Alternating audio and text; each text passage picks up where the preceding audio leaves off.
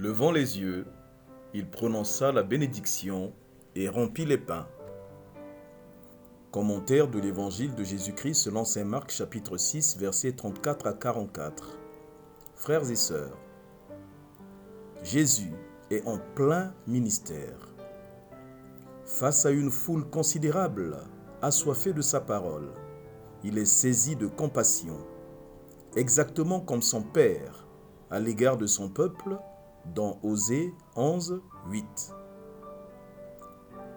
N'est-il pas le bon berger annoncé par les Écritures pour prendre soin de son peuple?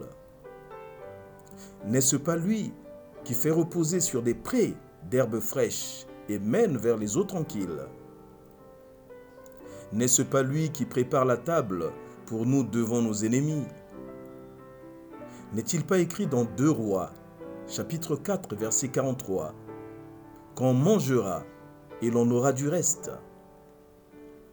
C'est ce qui arrive dans ce récit où le Christ nourrit doublement la foule et laisse ramasser 12 paniers pleins de restes. Premièrement, Jésus nourrit la foule par un enseignement solide. Avant toute préoccupation physique, il rassasie la foule par sa parole. Il l'a d'ailleurs précisé lors des audaces de Satan au désert.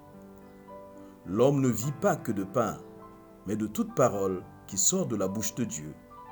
Matthieu 4,4. Deuxièmement, il donne à manger du pain accompagné de poissons. Il est bon de remarquer que cet épisode préfigure l'Eucharistie, car il revêt une allure très liturgique.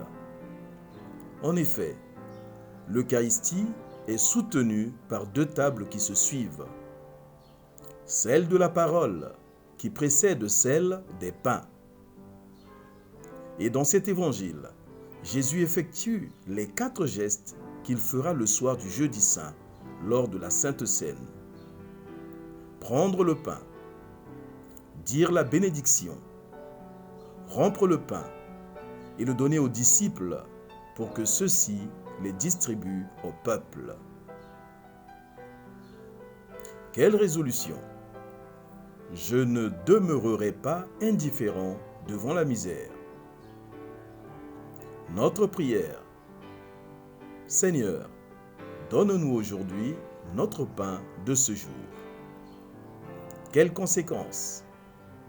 Se mettre à la suite du Christ, c'est s'associer à la mission du Sauveur sans calcul ni frontières. Pluie de bénédictions, tout pour la gloire de Dieu.